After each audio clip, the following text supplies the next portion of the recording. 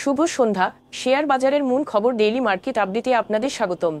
সূচক আজ 7.00 পয়েন্ট বা 0.14% সামান্য বৃদ্ধি পেয়ে 5,143 পয়েন্ট হয় এবং বাজার ফ্ল্যাট নোটে শেষ হয়।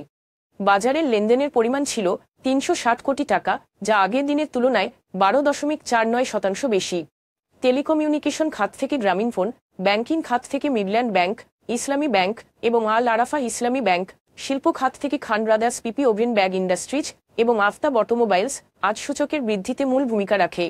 অন্যদিকে খাদ্য ও আনুষঙ্গিক খাত থেকে ব্রিটিশ আমেরিকান টোবাকো এবং অলিম্পিক ইন্ডাস্ট্রিজ, ওষুধ ও রসায়ন খাত থেকে স্কয়ার ফার্মাসিউটিক্যালস এবং রেনাতা, বিদ্যুৎ ও জ্বালানি খাত থেকে পাওয়ার গ্রিড কোম্পানি ওএমজেএল বাংলাদেশ আজ সূচকের হ্রাসে মুখ্য ভূমিকা রাখে এবং বাজার ফ্ল্যাট নোটে শেষ হয়।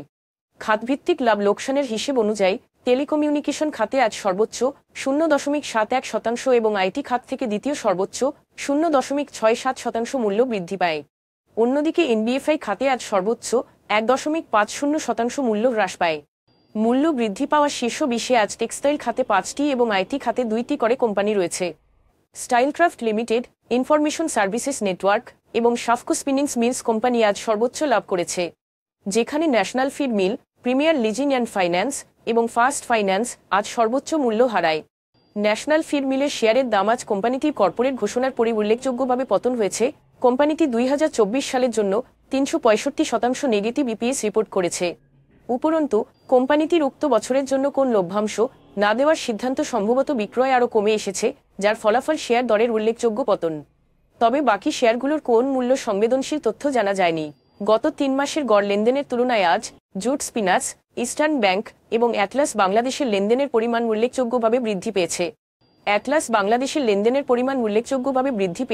অ্যাটলাস ও রানা সম্প্রতি হেলমেট প্ল্যান্ট প্রতিষ্ঠার জন্য সমঝোতা স্মারক স্বাক্ষর করেছে, যা মোটরসাইকেল হেলমেট উৎপাদনে উল্লেখযোগ্য ভূমিকা রাখবে। এই উন্নয়ন সম্ভবত বিনিয়োগকারীদের প্রত্যাশা বাড়িয়ে তুলেছে, যার ফলে শেয়ারটির লেনদেনের পরিমাণ ব্যাপক বৃদ্ধি পেয়েছে। তবে বাকি শেয়ারগুলোর লেনদেন বৃদ্ধির স্বাভাবিক কোন কারণ জানা যায়নি।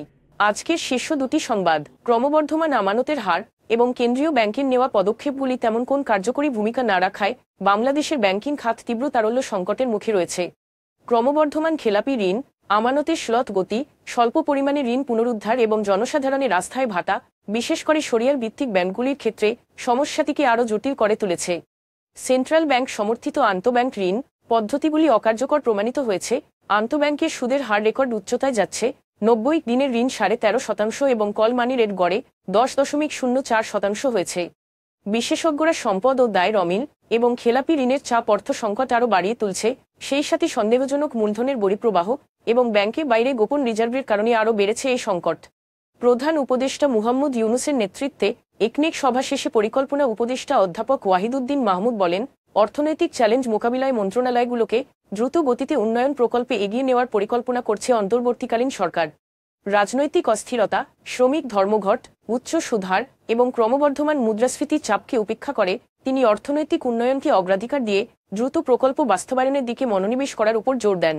জুলাই-অক্টোবরের মধ্যে উন্নয়ন ব্যয় 14 বছরের সর্বনিম্ন প্রতিবেদনের পর সরকার অর্থবছরের মধ্যে চলমান উদ্যোগগুলিকে সম্পন্ন করার জন্য প্রকল্প নির্বাচন এবং দুর্নীতি নিয়ন্ত্রণ করতে সর্বোচ্চ অগ্রাধিকার দেবে। আজ এ পর্যন্তই। আগামীকাল আবার আসবো শেয়ার বাজারের নানা আপডেট নিয়ে। ধন্যবাদ।